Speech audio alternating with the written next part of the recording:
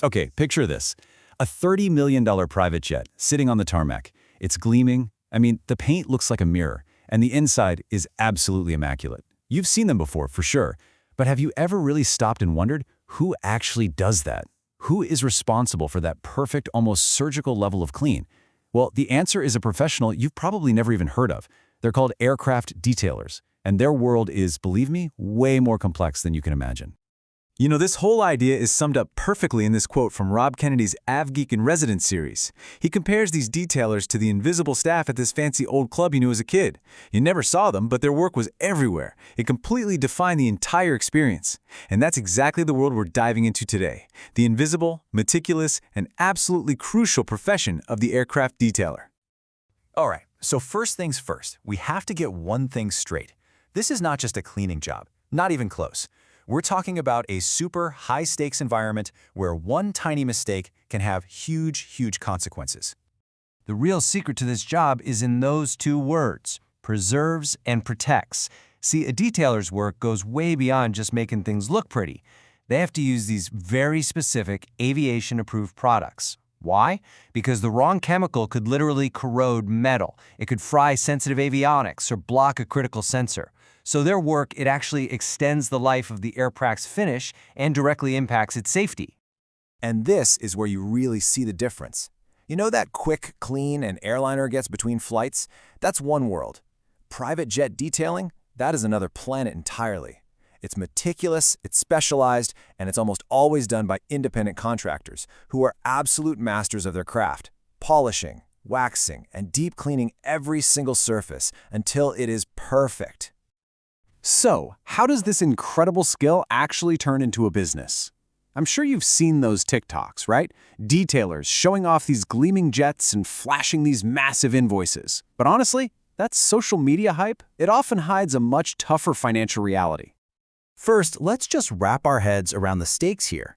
This is the kind of asset a detailer is working on. A $30 million machine. There is zero room for error. Can you imagine the pressure? It's immense. And of course, with that kind of risk comes a pretty big potential reward. A single top-to-bottom detailing job on a big jet can bring in a fee of over $10,000. Now that is a serious payday, but it also shows you the incredible level of skill and responsibility that's required. And you can see here how the pricing just scales up dramatically with the size of the aircraft. I mean, an exterior polish on a small plane might be a few $100, but a deep clean on a large jet, you're easily looking at 10 grand or more. It's a whole different ballgame. But hold on, before you get too excited about those numbers, you have to understand this is not pure profit, not by a long shot. The really successful detailers, they aren't just good with a buffer, they are incredibly sharp business owners. The reality is the overhead is massive. Just take liability insurance. The source material points out that a single bad scratch on a $30 million jet could bankrupt you overnight if you're not insured. Then add in the high cost of all those specialized products, getting secure airport access, marketing, and if you grow, payroll. It really proves that this is a serious business. Okay, this brings us to one of the most fascinating parts of this whole profession. Who is actually hiring these people? Because, get this, it's almost never the person who actually owns the jet. So who is the real client? If you're not dealing with a billionaire owner directly, who are you trying to build a relationship with? Who do you need to impress? The chain of command is rarely a straight line. The work order usually comes from a personal assistant, maybe a flight department manager, or, and this is the most common one, the staff at the FBO. An FBO, or fixed base operator, is basically the private version of an airport terminal. These people, they are the gatekeepers. They're the ones who pick up the phone and make the call. And getting paid? Well, that's a whole other system you've got to navigate. A lot of detailers will ask for a 50% deposit just to manage their cash flow. But corporate clients? They often work on net 30 terms, which means you do all the work now and you get paid a month later. Managing that is absolutely key to staying in business.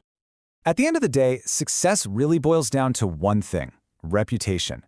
In this tiny, tight-knit world of private aviation, your relationship with those gatekeepers, the assistants, the FBO managers, it's everything.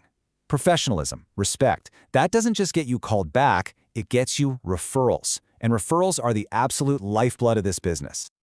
So, let's bring this all together. We've seen the skill, the business smarts, the relationships it takes. But the true, True mark of a master detailer is, kind of paradoxically, their invisibility. You know, what's so amazing about this career, and it's a theme in Rob Kenny's whole series, is how accessible it is. You don't need a fancy degree or some special license. What you need is an obsession with detail. You need to be physically tough, and you need to have a professional, business-first attitude. It attracts everyone from young entrepreneurs just starting out to semi-retired folks looking for a really rewarding challenge. And this brings us right back to that idea of the Atwater Club. The ultimate goal is for the client, the actual jet owner, to just step on board and experience perfection. They don't see the hours of grinding labor, the expensive tools, or the complex business running in the background. They just see that flawless result. This explainer, based on just one of 30 articles Rob Kennedy has written about aviation's hidden jobs, shines a light on one of these roles. And it really leaves us with a fascinating question to think about. What other invisible experts are out there, quietly, meticulously, making your world run?